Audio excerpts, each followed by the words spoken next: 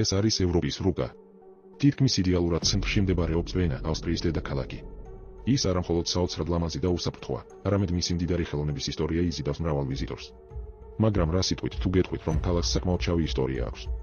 ეს არ არის ფართოდ ცნობილი, მაგრამ ბოლო 20 წლის განმავლობაში ვენა გახდა როგორც უცხოურისა და ზვეროს სამსახურის ცენტრი. დამოუკიდებელი შეფასებებით, ამ დროისთვის ავსტრიის დედაქალაქში მოქმედებს რამდენიმე ასეული ჯაშუში. ისინი მოდიან მსოფლიოს სხვადასხვა ქვეყნებიდან, თუმცა ძირითადად ეს არის ქვეყნები, რომელთა პოლიტიკა ანტიდასავლურია, როგორიცაა ჩინეთი და ირანი, ხოლო უმრავლესობა მათგან მიეკუთვნება რუსეთის საგარეო და ზვერვის სამსახურს და ფედერალური უსაფრთხოების სამსახურის ცნობილ უწყებებს. ამჟამად ვენაში დაახლოებით 180 დიპლომატია, რომლებსაც აქვთ მოსკოვის აკრედიტაცია, 60-მდე მათგანზე ცნობილია, რომ იყენებენ ამ სტატუსს სადაზვერვო ინფორმაციის შეგროვების მიზნით. ალბათ ფიქრობთ, თუ ეს ინფორმაცია ცნობილია, რატომ არაფერი კეთდება? პასუხი ამ შეკითხვაზე იძებნება ავსტრიის ნეიტრალიტეტის ისტორიაში და ასევე იმაზე, რომ ამ ქვეყანაში არსებობს საკმაოდ ბუნდოვანი კანონები, რაც ეხება ჯაშუშობასა და კონტრდაზვერვას. ასევე უნდა გაითვალისწინოთ, რომ ამავდროულად ავსტრია ხშირად მიიჩნევა ქვეყანად, რომელიც მეტად არის ორიენტირებული დასავლეთზე. ავსტრია არის ევროკავშირის აქტიური წევრი და აქ მდებარეობს რამდენიმე მნიშვნელოვანი საერთაშორისო არასამთავრობო ორგანიზაცია, ასევე ევროპის უშიშროებისა და თანამშრომლობის ორგანიზაცია, ნავთობის ექსპორტიორი ქვეყნების ორგანიზაცია და გაეროს ოფისები. ეს არის დემოკრატიული სახელმწიფო, სადაც საშუალო სტატისტიკური დასავლელი ადამიანი ფიქრობს, რომ ის არ წარმოადგენს რეალურ საფრთხეს დასავლეთისთვის. მეორე მხრივ, ავსტრია იმავე პოზიციას იკავებს სახელმწიფოების მიმართ, რომლებიც დასავლეთის მტრად ითვლებიან. ეს აქცევს ავსტრიას სახელმწიფოდ, რომელიც ცდილობს დაიჭიროს გეოპოლიტიკური ნეიტრალიტეტი. მაგრამ როგორც გამოჩნდა, ამ სახელმწიფოს ნეიტრალიტეტის პოზიცია გადის მხოლოდ ცირკების ფარგლებში. ავსტრიის ნეიტრალიტეტი აქტიური გახდა მეორე მსოფლიო ომის დასრულების შემდეგ. საბჭოთა კავშირსა და მოკავშირეებს შორის ინტენსიურად მიმდინარეობდა დისკუსიები ავსტრიის მომავალზე. ომის შემდეგ პირველ 10 წელიწადში ავსტრია არ არსებობდა როგორც ერთიანი სახელმწიფო, არამედ იყო დაყოფილი საბჭოთა კავშირს, შეერთებულ შტატებს, დიდ ბრიტანეთსა და საფრანგეთს შორის, გერმანიის მსგავსად. თუმცა გერმანიისგან განსხვავებით გადაწყდა, რომ ავსტრია გახდებოდა ბუფერული სახელმწიფო დასავლეთსა და საბჭოთა კავშირის შორის.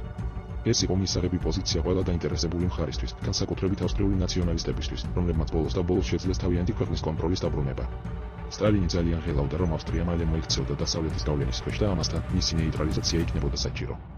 საბოლოოდ დასავლეთი დათანხმდა სტალინის მოთხოვნას, რომ ავსტრია ყოფილიყო ნეიტრალური და კონსტიტუციაში ჩაიწერა პუნქტი, რომ სახელმწიფო არასოდეს შეუერთდება სამხედრო კავშირს და არ დაუშვებს უცხოურ სამხედრო ბაზების არსებობას თავის ტერიტორიაზე. მიუხედავად იმისა, რომ ეს იყო ყველაზე მნიშვნელოვანი ნაწილი ავსტრიის ნეიტრალიტეტისადმი, ასევე მიიღეს სხვადასხვა სხვა კანონი, რომელიც ხაზს უსვამდა ამ მისწრაფებას. ამის ნაწილი იყო ეკონომიკური ნეიტრალიტეტის შესახებ კანონი, რომელიც გაუქმდა ევროკავშირის წევრობაში ავსტრიის შეყვანის შემდეგ.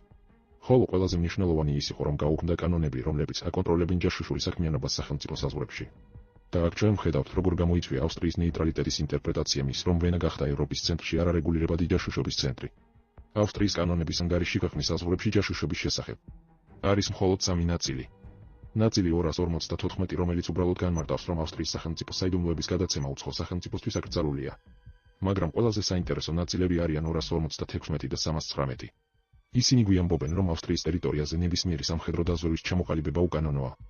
ამასთან უკანონოა რაიმე საიდუმლო სადაზვერვო სააგენტოს შექმნა, მართვა და დახმარება მის ტერიტორიაზე, თუ ამას გადამწყვეტი მნიშვნელობა აქვს ისტორიისთვის, რომელიც დააზიანებს ავსტრიის რესპუბლიკას. ეს იმას ნიშნავს ნაცვლად იმისა, რომ ავსტრია მოიქცეს ნეიტრალური პოზიციით, რომელიც აკრძალავს ნებისმიერი უცხო ჯაშუშური საქმიანობის არსებობას თავის ტერიტორიაზე. იგი მოქმედებს ისე, რომ მისი ტერიტორია შეიძლება გამოყენებული იქნას უცხო საიდუმლო დაზვერვის სამსახურისთვის, მათ შორის მათ გეოპოლიტიკურ ბრძოლაში მონაწილეობის მიღებით, და პირობა არის მხოლოდ ის, რომ ჯაშუშობის სამიზნე ავსტრია არ იქნება. ეს კანონები შესაძლებლობას აძლევს ვენას და მთლიანად ავსტრიას, რომ გახდეს სხვადასხვა საიდუმლო სადაზვერვო სამსახურის ბაზა მთელს მსოფლიოში. შესაბამისად არ არის რთული მისახვედრი, რომ ამერიკის ცენტრალური დაზვერვა, ბრიტანეთის მე-6 და მოსადი იქ იქნებიან. ერთმანეთთან თუ დავაკავშირებთ, ეს ნამდვილად წარმოადგენს ნეიტრალიტეტის განხორციელებას, რადგან ტექნიკურად ყველასთვის არის გახსნილი შესაძლებლობა მონაწილეობა მიიღონ და ისარგებლობენ საიდუმლო დაზვერვის სამსახურებმა სხვადასხვა გეოპოლიტიკური ამბიციებით. როგორც უკვე აღნიშნეთ, ვინც ცდილობს დესტაბილიზაციას მსოფლიო ძალაუფლებაში, განსაკუთრებით კი აშშ-ის აგენტები, განთავსებულია ვენაში და შეერთებული შტატები იყენებს ამ ქალაქს როგორც ადგილს მრავალი ჯაშუშური სადგურისთვის. მაგრამ არსებობს ქვეყანა, რომელიც სარგებლობს ვენაში შპიონაჟის შესაძლებლობებით სხვა ნებისმიერი ქვეყანაზე მეტად, და ეს არის რუსეთის ფედერაცია. მაგრამ რატომ? რატომ არის რუსეთის აგენტები ამ შავი ზონის შპიონაჟში უფრო ფართოდ გავრცელებული ვიდრე სხვები? და რა შედეგები შეიძლება მოყვეს, თუ ეს ასეა? ამ კითხვებიდან პირველი არის შედარებით მარტივი, პირდაპირი და მასზე პასუხის გაცემა შესაძლებელია ორი ფაქტორის გათვალისწინებით. პირველი სრულიად ბუნებრივია, რომ რუსეთი დაინტერესებულია და იყენებს ნებისმიერ შესაძლებლობას ლეგიტიმურ ჯაშუშობაში, რაც ხსნის საშუალებას უფრო მეტად მოხდეს. რუსეთის გავლენა მთელ ევროპაში ეს დაკავშირებულია იმასთან, რომ ყველა დიდი სახელმწიფო, რომელსაც აქვს მნიშვნელოვანი საიდუმლო სადაზვერვო სამსახური და რომელიც ცდილობს გაუწიოს წინააღმდეგობა ამჟამინდელ მსოფლიო წესრიგს, სადაც დომინირებს დასავლეთი. რუსეთი ყველაზე ახლოს არის ევროპასთან და ამავე დროს განიხილავს მას როგორც უდიდეს საფრთხეს მისთვის, რომ ცივი ომის დასრულების შემდეგ კრემლის კონტროლი ევროპაში მნიშვნელოვნად შემცირდა, ხოლო მისი მრავალი სატელიტი სახელმწიფო გადაიქცა დასავლური ინსტიტუტების სრულუფლებიან წევრებად. ეს ფაქტი თავდაპირველად დიდად არ აინტერესებდა მოსკოვს, მაგრამ ბოლო დროს ის განიხილება როგორც საფრთხე, განსაკუთრებით ვლადიმერ პუტინის პერიოდში. ნებისმიერი კონტროლი, რომელიც რუსეთს ჰქონდა ევროპაში, უთუოდ შეამცირა ნატოს გაფართოებამ საუკუნის დასაწყისში. მოსკოვისთვის ეს გაფართოება ნიშნავს არა მხოლოდ მისი გავლენის სფეროს შემცირებას, არამედ მისი სადაზვერვო შესაძლებლობების შეზღუდვას კონტინენტზე, რამაც მნიშვნელოვნად გაართულა კრემლისთვის გავლენის სფეროს აღდგენა. თუმცა გაზრდილმა სირთულეებმა არ შეამცირა რუსეთის სურვილი, რომ მოეხდინა დასავლეთის მბრძანებლობის დესტაბილიზაცია კონტინენტზე, რადგან როგორც დაზვერვის სამსახური, ასევე ფედერალური უსაფრთხოების სამსახური აგრძელებენ მუშაობას კონტინენტზე, როგორც წესი, დიპლომატიის სახით. აგენტების ამოცანა არის კრემლის სადაზვერვო ქსელის გაფართოება კონტინენტის ყველა კუთხეში. ამ ქსელის მიზნები განსხვავდება თითოეული ქვეყნის მიხედვით, მაგრამ ყველა მათგანს აერთიანებს მინიმუმ ერთ-ერთი ან სამი კატეგორიიდან. პირველი კატეგორია, რომლის დამახასიათებელი სახელი შეიძლება იყოს კატეგორია 1, ეხება რუსეთის ინტერესების შენარჩუნებას იმ ქვეყნებში, რომელსაც კრემლი ისტორიულად რუსულ ტერიტორიებად მიიჩნევს. ეს ძირითადად არის შიდა სადაზვერვო ქსელი, რომელიც საბოლოოდ შეიძლება დაეხმაროს ტერიტორიული გაფართოების ხელშეწყობას, ან შესაძლოა დაიცვას რუსული უმცირესობების მრავალი რეგიონი, რომლებიც აღმოჩნდნენ პოსტსაბჭოთა ქვეყნებში ევროპაში. ქვეყნები, რომლებიც ამ კატეგორიაში შედის, მაგალითად უკრაინა, მოლდოვა, საქართველო და ბალტიის ქვეყნები, ასევე სხვა ქვეყნები, რომლებიც ადრე საბჭოთა კავშირის ნაწილი იყვნენ. კატეგორია 2. ეს არის მცდელობა, რომ შეინარჩუნონ ან გააძლიერონ კავშირები რუსეთსა და იმ ევროპულ სახელმწიფოებს შორის, რომლებიც ამჟამად მიიჩნევიან კრემლის მეგობარ ქვეყნებად, ან არიან პერსპექტივაში, რომ შევიდნენ მათთან პოლიტიკურ კავშირებში. ეს ქვეყნები არ მიიჩნევიან რუსულ ისტორიულ ტერიტორიებად და არ იყვნენ საბჭოთა კავშირის ნაწილი, მაგრამ ისინი უბრალოდ განიხილება, როგორც თანამედროვე ან პოტენციური პარტნიორები კრემლთან. კლასიკურ მაგალითებს წარმოადგენს ქვეყნები, როგორებიც არიან სერბეთი, უნგრეთი, სლოვაკეთი და ბულგარეთი. ყველაფერი დანარჩენი კონტინენტზე გადადის კატეგორია 3-ში, რაც წარმოადგენს რეგიონებს, რომლებსაც კრემლი მიიჩნევს დაკარგულად ან დასავლურად. ამ კატეგორიის ქვეყნები ძირითადად დასავლეთ ევროპასა და სკანდინავიაში მდებარეობენ და მოსკოვის სადაზვერვო ქსელის ამბიციები ამ ტერიტორიებზე აშკარად განსხვავდება პირველი და მეორე კატეგორიებში არსებულთაგან. იმის ნაცვლად, რომ იმოქმედოს უშუალო სარგებლობისთვის, რუსული სახელმწიფო ინარჩუნებს თავის გავლენას ან ცდილობს შექმნას ახალი ალიანსები. კატეგორია 3 ფოკუსირებულია მხოლოდ შეფერხებაზე და უფრო კონკრეტულად დასავლური იდეოლოგიის გავლენის შემცირებაზე. ამან რუსეთს საშუალება მისცა შეენარჩუნებინა სადაზვერვო შეგროვების ძალიან ძლიერი ქსელი, ინფორმაციის მოსაპოვებლად დასავლეთ ევროპაში და ეს მოხდა უკრაინაში შეჭრის დაწყებიდან რუსი დიპლომატების იდულების გაძევებისგან პრაქტიკულად გვერდისავლით. თითოეული ევროკავშირის წევრი ქვეყნებიდან. მხოლოდ 15 რუსი დიპლომატი თუ იყო გაგზავნილი უკან მოსკოვში. ავსტრია დაემორჩილა ამ ტენდენციას, მაგრამ ძლიერი ზეწოლის და იძულების შემდეგად, მათ 11 თვის შემდეგ და მხოლოდ 4 დიპლომატი გააძევეს რუსეთში. რუსეთის სადაზვერვო ცენტრი ვენაში არა მხოლოდ საშუალებას აძლევს მათ შეინარჩუნონ უკვე არსებული სადაზვერვო ქსელი დასავლეთ ევროპაში, არამედ ხდება მათი გაფართოება პოტენციური მიძინებული აგენტების მოზიდვის საშუალებით.